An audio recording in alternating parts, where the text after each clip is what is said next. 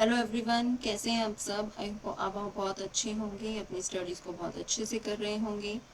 जैसे कि आप सब लोगों ने देख ही लिया होगा, हमारे पास HTET की ऑफिशियल डेट्स अनाउंस हो चुकी हैं और उसी से रिलेटेड हम अपना सिलेबस पूरा कर चुके हैं और मैं ये उम्मीद भी करती हूँ कि आप अपना सिलेबस एक बार पढ़ चुके होंगे अच्छे से। तो हम इसके अंदर HTET को रीस्टार्ट सीरीज़ कर रहे हैं। ठीक है, इसमें हम पर्टिकुलर टॉपिक से क्वेश्चंस लेकर आएंगे जो कि आपके अलग अलग कॉम्पिटिटिव एग्जाम्स में पूछे गए हैं। ठीक है, कुछ एक HTET के क्वेश्चंस भी होंगे, कुछ एक अदर स्टेट्स के क्वेश्चंस भी होंगे। TGT लेवल्स के हम इसके अंदर क्वेश्चन जो है वो डिस्कस करेंगे। ठीक है, और अगर हम बात करें तो मैं आपसे ये उम्मीद करती हूँ, मैं आपसे एक रिक्वेस्ट करती हूँ कि आप इस सीरीज़ को देखने से पहले एक बार अपना टॉपिक जो है, टॉपिक आपको पता चल जाएगा, उसको एक बार रिवाइज करके आना। क्योंकि जब हम टॉपिक को देख के और क्वेश्चंस करते हैं तो जब हम खुद आंसर करते हैं तो एक अलग ही लेवल का कॉन्फिडेंस हमें फील होता है। ठीक है, ओके। बैक्टीरिया, फर्स्ट क्वेश्चन है, bacteria differs from mycoplasma in having. Bacteria और माइकोप्लाज्म में क्या अंतर होता है। तो सबसे पहला है हमारे पास nucleoids, plasma membrane, 70s ribosome और रिजिड सेल वॉल। ठीक है, तो जो मेजर डिफरेंस होता है बैक्टीरिया और माइकोप्लाज्म में वो होता है रिजिड सेल वॉल। क्योंकि माइक्रो ऑर्गेनिज्म ऐसे यूनिक स्मॉलेस्ट लिविंग सेल्स होते हैं, ठीक है, that do not have cell wall, जिनके पास सेल वॉल नहीं होती है। ठीक है, और इसी की वजह से ही ये नेचुरली रेजिस्ट होते हैं एंटीबायोटिक्स के प्रति।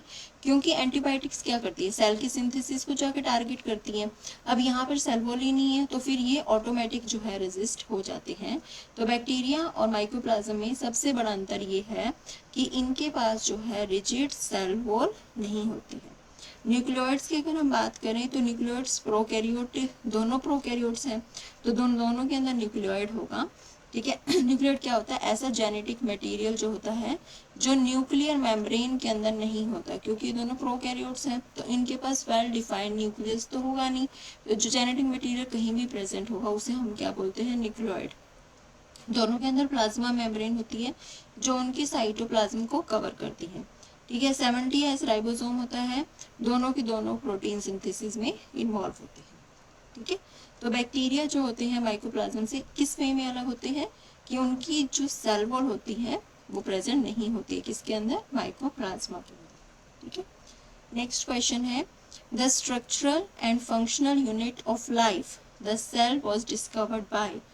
तो हमें पता है कि हमारे जो सेल की डिस्कवरी है, ठीक है, सेल की डिस्कवरी है वो किसने की थी, रॉबर्ट हुक ने।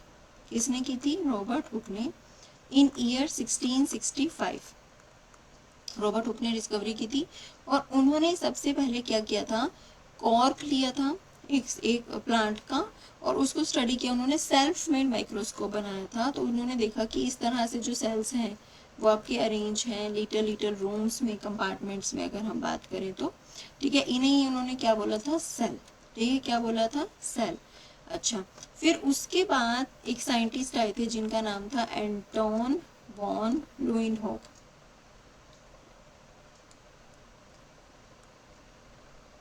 लुइनहोफ, ठीक है, इन्होंने सबसे पहले लिविंग सेल की डिस्कवरी की थी और उसके बाद जो है हम सेल के बारे में अच्छे से स्टडी कर पाए थे। ठीक है, तो रॉबर्ट हुक ने थिन स्लाइसेस ली थी कॉर्क की और उन्होंने एक प्रिमिटिव माइक्रोस्कोप डिस्कवर किया। उन्होंने स्मॉल बॉक्स लाइक कंपार्टमेंट्स पढ़े जो लिटिल रूम्स की तरह दिख रहे थे, जिन्हें हम क्या बोलते थे, सेल। ठीक है, रॉबर्ट कोच जो थे वो माइक्रोबायोलॉजी के लिए, अपने काम के लिए जाने जाते थे। ठीक है, और वो उन्होंने क्या स्टडी किया, जैसे जो टीबी, कॉलरा, एंथ्रेक्स, इन सब को जो ऑर्गेनिज्म कॉज करते हैं। ठीक है, रॉबर्ट हुक सेल की डिस्कवरी के साथ थे। चार्ल्स डार्विन थे, उन्होंने अपनी थ्योरी दी थी इवोल्यूशन की बाय नेचुरल सिलेक्शन। ठीक है, रॉबर्ट बॉयल क्या थे, इन्होंने बॉयल्स जो है लॉ दिया था जिसके अंदर हम गैस प्रेशर के बारे में स्टडी करते हैं। ठीक है, नेक्स्ट है, the non living part of a tomato cell is its. तो जो नॉन लिविंग पार्ट होता है टोमेटो सेल का वो क्या होता है, क्लोरोप्लास्ट, न्यूक्लियस, सेल मेम्ब्रेन या सेल वॉल, तो वो होती है उसकी सेल वॉल। जो नॉन लिविंग पार्ट होता है टोमेटो सेल का, यानी टोमेटो प्लांट सेल है उसका जो नॉन लिविंग पार्ट होता है वो क्या होता है, उसकी सेल वॉल। ठीक है, क्लोरोप्लास्ट क्या होता है, जिससे उसको ग्रीन कलर मिलता है, ग्रीन पिगमेंट इसके अंदर होता है और ये फोटोसिंथेसिस करता है। न्यूक्लियस क्या होता है उसका, जो सेंट्रल पार्ट होता है। सेल मेम्ब्रेन जो आउटर कवरिंग होती है। ठीक है, और सेल वॉल क्या होता है आपके पास, जो यहाँ पर इसके पास में नॉन लिविंग है यानी कि डेड है। ठीक है, अगला क्वेश्चन है, which of the following is not true about prokaryotic cell. Prokaryotic cell के बारे में सही क्या नहीं है। तो फर्स्ट ऑप्शन है, replication of DNA occurs in cytoplasm, some of them are capable of nitrogen fixation, plasmids do not occur in prokaryotic cell, organic compounds can be produce by some of them from inorganic precursor. ठीक है, तो इसमें हमें बताना है कि कौन सी statement सही नहीं है, नॉट ट्रू है। तो डीएनए की रेप्लिकेशन जो है वो साइटोप्लाज्म में होती है, ये बात बिल्कुल सही है, क्योंकि प्रोकैरियोट्स के अंदर वेल डिफाइंड न्यूक्लियस या मेम्ब्रेन बाउंड न्यूक्लियस नहीं होता है। तो जो डीएनए रेप्लिकेशन है वो साइटोप्लाज्म में ही होती है, स्पेसिफिकली न्यूक्लियोइड रीजन में। जैसे इस तरह से प्रोकैरियोटिक सेल है, तो जहाँ भी उसका न्यूक्लियर मटेरियल है वो प्रेजेंट होगा, तो डीएनए रेप्लिकेशन वही होगी। Some of them are capable of nitrogen fixation. हाँ, कुछ एक ऐसे बैक्टीरिया होते हैं जैसे एजेटोबैक्टर या राइजोबियम, वो एटमॉस्फेरिक नाइट्रोजन को, जो उसकी यूजेबल फॉर्म होती है, नाइट्रेट्स, इन सब में कन्वर्ट कर सकते हैं। Plasmids do not occur in prokaryotic sales. बहुत सारे ऐसे प्रोकैरियोट्स होते हैं जिनके अंदर नेचुरली प्लाज्मिड्स होते हैं।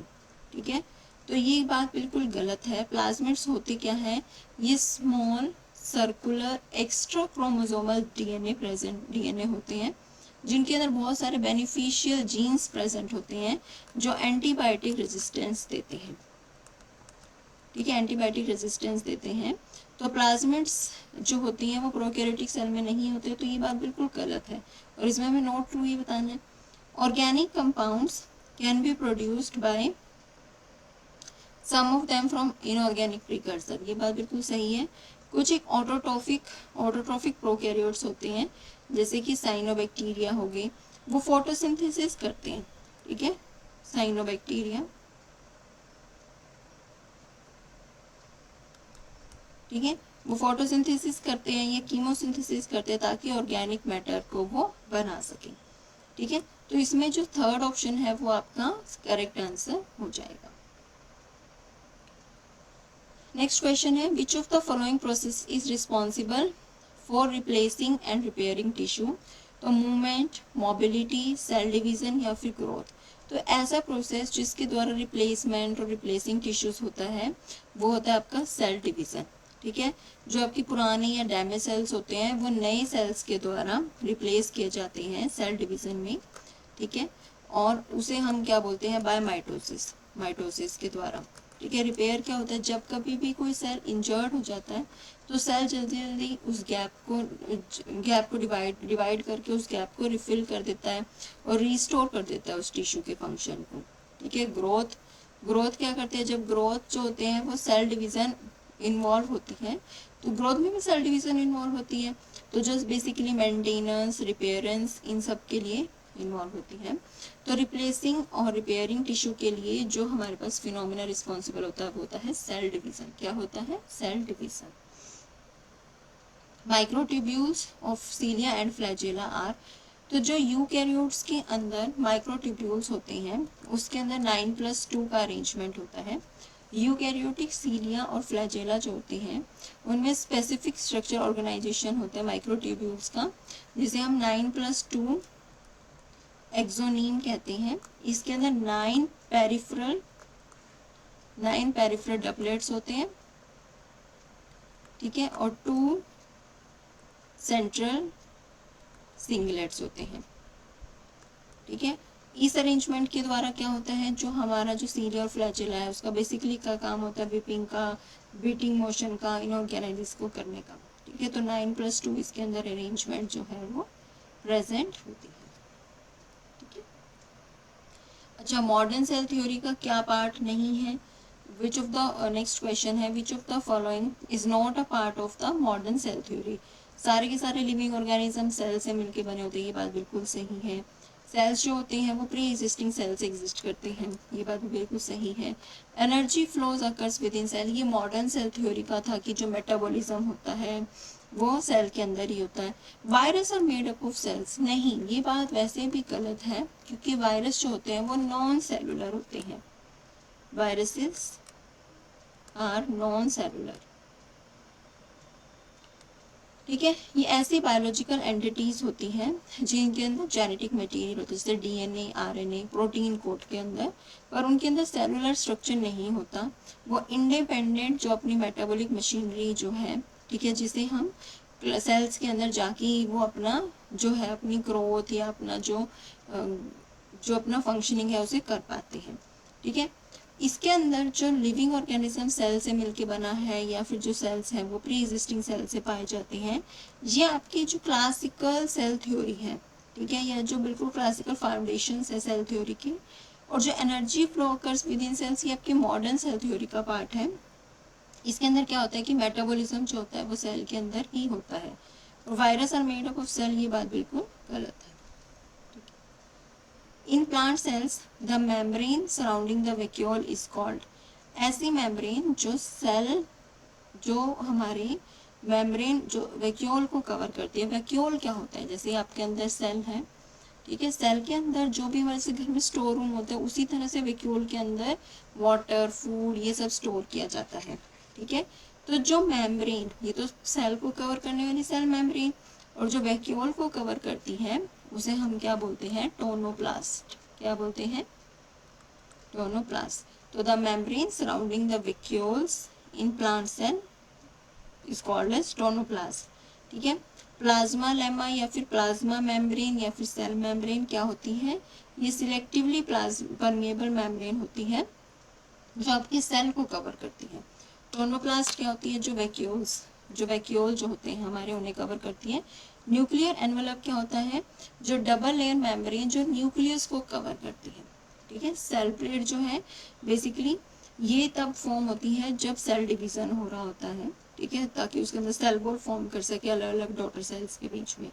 तो जो करेक्ट आंसर होगा वो आपका क्या होगा, टोनोप्लास्ट। क्या होगा, tonoplast. Let's move to next question. Which organelle is involved in intracellular digestion as well as autophagy? मतलब इंट्रासेलुलर, एक तो होता है इंटर, दो वर्ड्स होते हैं आपके पास, एक होता है इंटर और एक होता है इंट्रा। इंट्रा मीन्स खुद के ही सेल को खाना, ठीक है। तो कौन सी ऑर्गेनेली जो है वो खुद के ही सेल को खा जाती है, ऑटोफैगी मतलब सेल्फ डाइजेशन करती है, तो वो कौन सी है आपकी, लाइसोसोम। कौन सी है, लाइसोसोम। इन्हें हम सुसाइडल बैग भी कहते हैं, ठीक है। क्यों, क्योंकि इनके अंदर प्रोलाइटिक एंजाइम्स होते हैं। इनके अंदर क्या होते हैं, प्रोलाइटिक एंजाइम्स होते हैं जो अपने ही सेल को खा जाते हैं, ठीक है। गोल्जी अपरेटस का पैकेजिंग में काम, सिक्रीशन में काम। राइबोसोम क्या होते हैं आपके, प्रोटीन सिंथेसिस। लाइसोसोम क्या काम आते हैं, आपके सेल को, क्योंकि देखो जब कभी भी लाइसोसोम के अंदर ऐसे एंजाइम्स होते हैं जो आपके सेल को ही खराब कर सकते हैं, पूरा खत्म कर सकते हैं। जब कभी भी कमांड मिलती है वो जो उसकी लाइसोसोम है वो फट जाता है, वो अपने ही सेल को खा जाता है, ठीक है। Which of the following organelles contains both DNA and ribosome, जिसमें डीएनए भी होता है और राइबोसोम भी होता है, तो वो होता है आपका Golgi apparatus, lysosome, mitochondria, chloroplast, endoplast reticulum. तो ये मैं आपको बहुत बार बता चुकी हूँ मेरी क्लास में भी, मेरे प्रीवियस क्वेश्चंस में भी, कि ऐसे ऑर्गेनेल जिनके पास खुद का डीएनए और राइबोसोम्स होता है, सेमी ऑटोनोमस ऑर्गेनेलीज, वो है आपकी माइटोकॉन्ड्रिया एंड क्लोरोप्लास्ट। तो क्या ऑप्शन हो जाता है आपका, सी।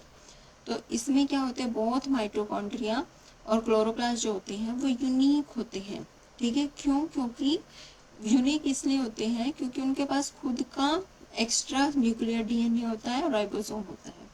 इसकी वजह से, क्योंकि उनके पास खुद का राइबोसोम है, तो इसलिए वो अपना प्रोटीन्स की फॉर्मेशन है वो आराम से खुद कर सकते हैं। उनके पास डीएनए है तो वो खुद डिवाइड कर सकते हैं, ठीक है, और मल्टीप्लाई कर सकते हैं सेल के अंदर ही। पहले ये समझा जाता था कि ये जो माइटोकॉन्ड्रिया और क्लोरोप्लास्ट है, ठीक है, वो फ्री लिविंग प्रोकैरियोटिक सेल्स थे, ठीक है। फिर उसके बाद उन्हें यूकैरियोटिक सेल ने उसे अपने अंदर एनगल्फ कर लिया और ये इनके अंदर रहने लगे। यानी जो हमारी ये थ्योरी है ये एंडोसिम्बायोटिक थ्योरी, इसमें ऐसा माना जाता है कि पहले जो आपके माइटोकॉन्ड्रियल क्लोरोप्लास्ट थे वो फ्री लिविंग ऑर्गेनेल्स थे, फ्री लिविंग सेल्स ही थे, जिन्हें यूकैरियोटिक ने अपने अंदर एनगल्फ कर लिया और उनके अंदर खुद का डीएनए और राइबोसोम होते हैं, यानी वो अकेले भी खुद एग्जिस्ट कर सकते हैं। ठीक है, नेक्स्ट क्वेश्चन है the cristae of mitochondria are associated with, जो क्रिस्टी होते हैं माइटोकॉन्ड्रिया के कैसे एसोसिएटेड होते हैं। जैसे ये माइटोकॉन्ड्रिया डबल लेयर है, ये बाहर की लेयर है और ये अंदर की लेयर है। जो इनर लेयर होती है उसके बीच में फोल्डिंग्स प्रेजेंट होती हैं। ठीक है, इस तरह से फोल्डिंग्स प्रेजेंट होती हैं जिन्हें हम बोलते हैं क्रिस्टी। क्या बोलते हैं हम? क्रिस्टी। ठीक है, क्रिस्टी जो होते हैं वो अंदर के फोल्ड होते हैं इनर माइटोकॉन्ड्रिया मेम्ब्रेन में, और इस स्ट्रक्चर में क्या होता है बेसिकली ये सरफेस एरिया प्रोवाइड करता है जो केमिकल रिएक्शंस में इन्वॉल्व होते हैं। ठीक है, तो जो क्रिस्टे होते हैं उसके अंदर क्या प्रेजेंट होता है? इलेक्ट्रॉन ट्रांसपोर्ट चेन होती है। ठीक है, जो क्रिस्टे जो होते हैं उसके अंदर प्रोटीन्स एंजाइम्स प्रेजेंट होते हैं जो सेलुलर रेस्पिरेशन कर सकते हैं। एटीपी की प्रोडक्शन किया जाता है वहाँ पर, क्योंकि जब सरफेस एरिया इंक्रीज हो जाता है तो एटीपी का प्रोडक्शन हो सकता है। एटीपी क्या होता है आपका? एटीपी होता है आपका एडिनोसिन ट्राइफॉस्फेट, जो आपकी एनर्जी की करेंसी है। ठीक है, तो जो क्रिस्टे होते हैं माइटोकॉन्ड्रिया के वो किससे एसोसिएटेड होते हैं? एटीपी सिंथेसिस से। किससे एसोसिएटेड होते हैं? एटीपी सिंथेसिस से, क्योंकि यहाँ पे ईटीएस प्रेजेंट होता है और वहाँ पे ही आपका एटीपी का प्रोडक्शन होता है। Protein synthesis, digestion, lipidisation, DNA replication, ये सब यहाँ पर नहीं होता है। नेक्स्ट क्वेश्चन है एटीएस राइबोसोम डिसोशिएट इनटू, जो एटीएस राइबोसोम होता है वो आपका यूकैरियोट्स के अंदर प्रेजेंट होता है। ठीक है, और एटीएस का जो डिवीजन है वो इस तरह से होता है 60s प्लस में 40s। ठीक है, 60s आपकी लार्जर सब यूनिट है और 40s आपकी स्मॉलर सब यूनिट है। जो यहाँ पर एस होता है वो सेडिमेंटेशन कोफिशिएंट होता है। ठीक है, और हम इसे स्विडबैग यूनिट्स कहते हैं, और ये सेडिमेंटेशन रेट जो सेंट्रीफ्यूगेशन के दौरान होता है उसके लिए मेजर किया जाता है। तो 60s प्लस में 40s।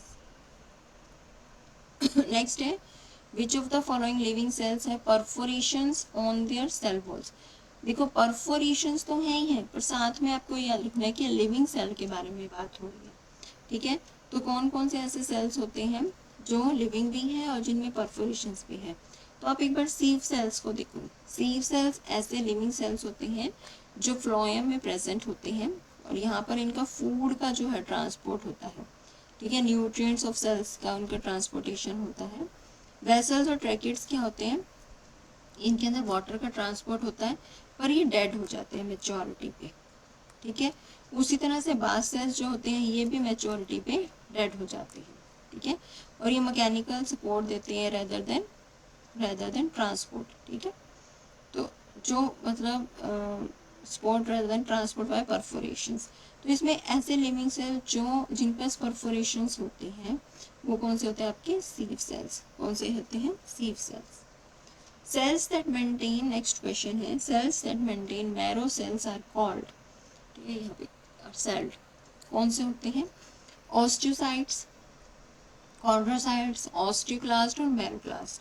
तो इसका आंसर है ऑस्टियोसाइट्स, ए ऑप्शन है आपका। ऑस्टियोसाइट्स ऐसे मैच्योर बोन सेल्स होते हैं जो मेंटेन करते हैं बोन मैट्रिक्स को। ठीक है, और बोन और मैरो एनवायरनमेंट में पाए जाते हैं। कॉन्ड्रोसाइट्स क्या होते हैं? ऐसे सेल्स होते हैं जो कार्टिलेज में, हेल्दी कार्टिलेज में पाए जाते हैं। ऑस्टियोक्लास्ट क्या होते हैं? जो बोन की रीअब्जॉर्बेशन में, जो बोन की रिजॉर्प्शन में जो इन्वॉल्व होते हैं। मैरोक्लास्ट क्या होते हैं? इसमें यहाँ पे कोई स्टैंडर्ड टर्म नहीं है। तो ऐसे सेल्स जो मैरो सेल्स को मेंटेन करते हैं उन्हें हम क्या बोलते हैं? ऑस्टियोसाइट्स। क्या बोलते हैं? ऑस्टियोसाइट्स। नेक्स्ट क्वेश्चन है the nucleolus is primary involve in. Nucleolus जो होता है वो किस में इन्वॉल्व होता है? न्यूक्लियस होता क्या है?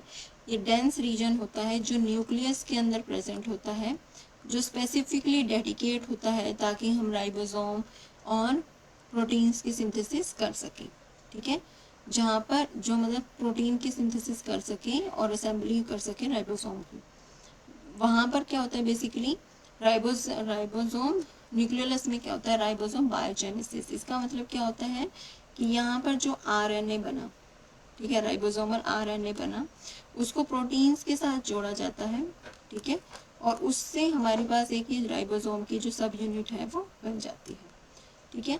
तो न्यूक्लियोलस बेसिकली कहाँ इन्वॉल्व होता है, राइबोसोम की बायोजेनेसिस में, ठीक है।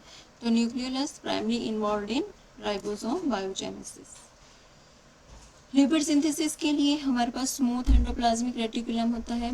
डीएनए रेप्लिकेशन जो होती है वो न्यूक्लियोप्लाज्म में होती है, यानी कि न्यूक्लियस में होती है। एटीपी सिंथेसिस जो है वो माइटोकॉन्ड्रिया में होती है, ठीक है। तो न्यूक्लियोलस जो होता है बेसिकली किस में इन्वॉल्व होता है, न्यूक्लियोलस बेसिकली राइबोसोम बायोजेनेसिस के अंदर इन्वॉल्व होता है, ठीक है। नेक्स्ट क्वेश्चन है, the fluid matrix present inside the nucleus is called, मैंने अभी बताया आपको। तो कौन कौन सा होता है, न्यूक्लियोप्लाज्म। न्यूक्लियोप्लाज्म जिसे हम कैरियोप्लाज्म भी कहते हैं, इसे हम कैरियोप्लाज्म से भी जानते हैं, ठीक है। ये एक प्रकार का ऐसा प्रोटोप्लाज्म होता है जो आपका न्यूक्लियर एनवेलप के अंदर ही पाया जाता है, ठीक है। इसके अंदर क्या होगा, क्रोमेटिन होंगी। इसके अंदर क्या क्या होता है, it contains chromatin and nucleolus, ठीक है। अच्छा, साइटोप्लाज्म क्या होता है, ये फ्लूइड होता है जो, देखो ये आपके पास सेल मेम्ब्रेन है, ये न्यूक्लियस है, इन दोनों के बीच में, सेल मेम्ब्रेन और न्यूक्लियस के बीच में जो होता है उसे हम बोलते हैं साइटोप्लाज्म। क्या बोलते हैं, साइटोप्लाज्म, ठीक है। हाइलोप्लाज्म क्या होता है, जो क्लियर फ्लूइड पोर्शन होता है कुछ एक साइटोप्लाज्म का। स्ट्रोमा क्या होता है, ये फ्लूइड फिल्ड स्पेस होता है क्लोरोप्लास्ट के अंदर, ये क्लोरोप्लास्ट के अंदर होता है। तो जो न्यूक्लियस के अंदर प्रेजेंट हो न्यूक्लियोप्लाज्म, उसे हम कैरियोप्लाज्म भी बोलते हैं। It contains chromatin and nucleus. Cytoplasm जो सेल के अंदर प्रेजेंट है, ठीक है। नेक्स्ट क्वेश्चन है, which cell organelles contains hydrolytic enzymes. तो ये आपको प्रोलाइटिक हाइड्रोलाइटिक एंजाइम्स सुनते ही आपके माइंड में आ जाना चाहिए, क्या आंसर होगा इसका, लाइसोसोम। लाइसोसोम ऐसी मेम्ब्रेन बाउंड ऑर्गेनेलिज होती हैं जिन्हें हम सुसाइड बैग से भी जानते हैं, ठीक है। वो खुद के ही सेल को डाइजेस्ट कर जाती हैं, डाइजेस्टिव सिस्टम, ठीक है। क्यों, क्योंकि इनके अंदर क्या होते हैं, हाइड्रोलाइटिक एंजाइम्स होते हैं जो कि जैसे कि बायोमल की, जैसे प्रोटीन्स, लिपिड्स, न्यूक्लिक एसिड, इन सबको ब्रेक डाउन करने के काम आती है, ठीक है। पेरोक्सिसोम्स क्या होती हैं, जो अच्छा पीछे भी आया था, सॉरी मैं बताना भूल गई। पेरोक्सिसोम्स क्या होते हैं, ऐसे जिनके अंदर ऑक्सीडेटिव एंजाइम्स होते हैं जो फैटी एसिड्स को तोड़ने के काम आते हैं या फिर हाइड्रोजन पेरोक्साइड को डिटॉक्सिफाई करते हैं। गोल्जी बॉडी मॉडिफाई करने में, सॉर्ट करने में और पैकेज प्रोटीन्स का जो पैकेजिंग है उसमें इन्वॉल्व होता है। सेंट्रोल क्या होता है, वो जो सेल डिवीजन के अंदर माइक्रोट्यूब्यूल्स को अरेंज करना, ऑर्गेनाइज करने में काम आता है, ये सेल डिवीजन में इन्वॉल्व होता है, ठीक है। तो लाइसोसोम ही ऐसे होते हैं जिनके अंदर क्या होते हैं, मतलब सुसाइड बैग्स कहते हैं, डाइजेस्टिव एंजाइम्स या फिर हाइड्रोलाइटिक, मतलब lytic is the word for break down, कुछ ना कुछ टूटेगा, ठीक है। Okay, according next question, according to the fluid mosaic model the plasma membrane was proposed by, किसने दी थी सबसे पहले, आपको पता होना चाहिए।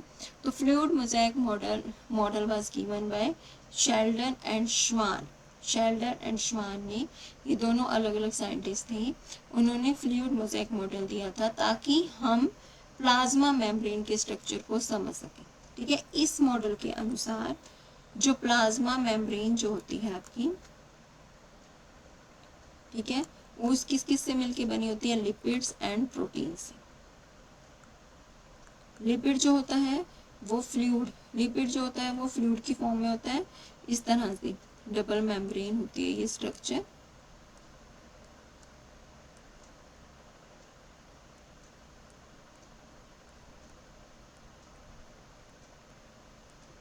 प्रोटीन्स इसके अंदर एम्बेडेड होते हैं, ठीक है। तो इसको हम बोलते हैं प्लाज्मा मेम्ब्रेन का स्ट्रक्चर जो होता है, जो फ्लूइड मोज़ेक मॉडल के द्वारा गया था, ठीक है। जो लिपिड्स होते हैं वो दो लेयर में अरेंज होते हैं, इनर लेयर और आउटर लेयर, और प्रोटीन्स इस तरह से एम्बेडेड होते हैं। अब अगर हम बात करें वाटसन एंड क्रिक ने, तो इन्होंने डबल हेलिक्स स्ट्रक्चर दिया था डीएनए का, double helix structure of DNA, ठीक है। और सिंगल एंड निकोलसन ने, इन्होंने क्या दिया था,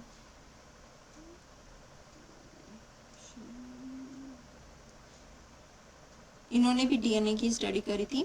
और हुक एंड लुइनहॉक ने क्या किया था, इन्होंने सेल्स को सबसे पहले डिस्कवरी की थी। मैंने आपको बताया ही है कि जो हमारे हुक है उन्होंने डेड सेल्स के बारे में बताया था, और लुइनहॉक ने लिविंग सेल्स के बारे में डिस्क्राइब किया था, ठीक है। Let's move to another question, which organelle is absent in prokaryotic cells. Prokaryotic cells जैसे कि बैक्टीरिया ऐसे होते हैं जिनमें मेम्ब्रेन बाउंड ऑर्गेनेली प्रेजेंट नहीं होती है, ठीक है। तो राइबोसोम क्या होता है, राइबोसोम प्रोकैरियोट्स में भी प्रेजेंट होते हैं, पर ये थोड़े छोटे होते हैं। जैसे कि अगर हम बात करें तो प्रोकैरियोट्स के अंदर ये 70s होते हैं, और यूकैरियोट्स के अंदर ये 80s होते हैं, ठीक है। ये प्रोक है। और सेल मेम्ब्रेन जो है, सेल मेम्ब्रेन जैसे कि सारे सेल्स जो होते हैं, चाहे वो प्रोकैरियोट्स हैं, उनके अंदर एक सेल मेम्ब्रेन प्रेजेंट होती है जो रेगुलेट करती है, ठीक है, कि कौन आएगा और कौन जाएगा। न्यूक्लियर क्या होता है, ऐसा जेनेटिक मटेरियल प्रेजेंट होता है जो न्यूक्लियर मेम्ब्रेन के द्वारा, न्यूक्लियर क्या होता है प्रोकैरियोट्स के अंदर, जो न्यूक्लियर मेम्ब्रेन के द्वारा इनक्लोज नहीं होता है, जो भी जेनेटिक मटेरियल प्रेजेंट होते हैं उसे हम बोलते हैं न्यूक्लियर। माइटोकॉन्ड्रिया क्या होते हैं, power house of the cell होते हैं, ये डबल मेम्ब्रेन स्ट्रक्चर होता है। क्योंकि ये डबल मेम्ब्रेन स्ट्रक्चर है, ठीक है, तो इनके अंदर क्या नहीं प्रेजेंट होगा, प्रोकैरियोट सेल्स के अंदर जो माइटोकॉन्ड्रिया है वो प्रेजेंट नहीं होंगे, प्रोकैरियोट्स के अंदर माइटोकॉन्ड्रिया प्रेजेंट नहीं होंगे। जो माइटोकॉन्ड्रिया है वो केवल और केवल आपके कहाँ प्रेजेंट होंगे, यूकैरियोट्स के अंदर, ठीक है, यूकैरियोट्स के अंदर। और ये बेसिकली क्या होते हैं, power house of the cell होते हैं, यानी कि ये एटीपी की सिंथेसिस में इन्वॉल्व होते हैं। एटीपी क्या होती है, आपकी एनर्जी करेंसी होती है, ठीक है। Let's move to another question, the DNA of prokaryotic cell is generally, अगर हम बात करें कि जो डीएनए होता है प्रोकैरियोटिक सेल्स का वो कैसा होता है, ठीक है, तो वो कैसा होता है, लीनियर होता है, हिस्टोन बाउंड होता है, सर्कुलर नेक्ड होता है, डबल लीनियर होता है, सिंगल स्ट्रैंडेड होता है। तो प्रोकैरियोटिक सेल का जो डीएनए होता है वो सर्कुलर और नेक्ड होता है, ठीक है। ऑप्शन बी इसका आंसर है। सर्कुलर क्यों, क्योंकि यूकैरियोट्स में क्या होता है, लीनियर क्रोमोसोम होता है, जबकि प्रोकैरियोट्स के अंदर क्या होता है, single continuous loop of DNA होता है, यानी सर्कुलर होता है। नेक्ड इसलिए होता है क्योंकि इसके अंदर हिस्टोन प्रोटीन्स जो हैं वो प्रेजेंट नहीं होते हैं, जो यूकैरियोटिक डीएनए का सबसे इम्पॉर्टेंट फंक्शन है, कि अगर आपके पास यूकैरियोट्स का डीएनए है तो उसके अंदर हिस्टोन जो प्रोटीन है वो प्रेजेंट होंगे, ठीक है। चलिए नेक्स्ट क्वेश्चन है, dash cell is the dash word which means little one. तो जो सेल है, ये सबसे पहले अगर हम बात करें, जो हमारा सेल चैप्टर है उसके बारे में ही इन्होंने बताया हुआ है। तो जो सेल है हमारा, सबसे पहले सेल की हमें कुछ भी खोज खबर नहीं थी कि कैसे डिस्कवर होगा, क्या कुछ होगा। एक साइंटिस्ट है 1665 में, रॉबर्ट हुक, ठीक है, उन्होंने सेल्फ मेड खुद का ही एक माइक्रोस्कोप बनाया, थिन स्लाइसली, और उन्होंने इस तरह से जो है उसको स्टडी किया। उन्होंने देखा भाई ये तो ऐसे लग रहा है जैसे मधुमक्खी का छत्ता, समझते हैं, हनीकॉम्ब जो होता है। तो इस तरह से लिटिल जो है रूम्स या कंपार्टमेंट्स प्रेजेंट थे, ठीक है, लिटिल रूम्स या कंपार्टमेंट प्रेजेंट थे। उसका जो नाम है वो लिटिल रूम्स या सेलुला जिसे हम बोलते हैं, लिटिल कंपार्टमेंट्स, लिटिल रूम्स। तो ये जो वर्ड था ये लैटिन वर्ड से था, ठीक है। हमने देखा भी होगा कि हमारे जो अधिकतर वर्ड्स हैं वो लैटिन वर्ड से ही लिए गए हैं ज़्यादातर, ठीक है। तो ये लैटिन वर्ड से था जिसका मतलब होता है पार्टीशन या लिटिल रूम या लिटिल कंपार्टमेंट, ठीक है। तो ये आपका लैटिन वर्ड हो गया। और उन्होंने खुद का ही माइक्रोस्कोप बनाया था, उन्होंने कुछ नहीं स्टडी करी थी, ठीक है, उन्होंने कुछ नहीं अलग से लिया, खुद का ही माइक्रोस्कोप बनाया, खुद की ही स्टडी करी, पर उन्होंने जो सेल्स देखी वो डेड सेल्स देखी, क्योंकि प्लांट्स की जो बाहर वाली जो लेयर होती है वो अधिकतर, क्योंकि उन्हें प्लांट्स को तो स्ट्रॉन्ग रहना है बस, तो वो कैसी हो जाती है, डेड, ठीक है। फिर उसके बाद एक साइंटिस्ट आए, उन्होंने बोला, एंटोन वॉन ल्यूवेनहॉक, उन्होंने बोला कि नहीं, सेल्स तो लिविंग भी, उन्होंने लिविंग सेल्स के बारे में डिस्कवरी की, तो लिविंग सेल्स का क्रेडिट हमने उन्हें दिया। तो जो सेल जो चैप्टर है बिल्कुल हमारा इम्पोर्टेंट है, बिल्कुल बेसिक से चैप्टर है, मतलब बेसिक ऐसे कि मतलब वो मूलभूत है, ठीक है, उसी को ही समझोगे तभी आप टिश्यू और आगे बढ़ पाएंगे, अलग अलग स्ट्रक्चर समझ पाएंगे। तो ये चैप्टर बहुत इंपॉर्टेंट है, जैसे इसका नाम है the basic unit of life, आपको समझ आना चाहिए ये पूरा। तो इसलिए इस चैप्टर को पढ़ो, पहले सेल के बारे में पढ़ो, सेल कैसे डिस्कवरी हुई, फिर हमारे पास सेल मेम्ब्रेन, प्लाज्मा मेम्ब्रेन, फिर सेल ऑर्गेनेल्स पढ़ो। 9th की एनसीईआरटी जो मॉडिफाइड वर्जन है उसके अंदर कुछ कुछ 11th का पार्ट भी दिया हुआ है, तो आप 9th की एनसीईआरटी को पढ़ो बहुत अच्छे से, ठीक है। उसके बाद ये क्वेश्चंस करना, कल हम दोबारा मिलेंगे आपके साथ एक और सेम ऐसे सेशन के साथ with some new questions. Thank you so much.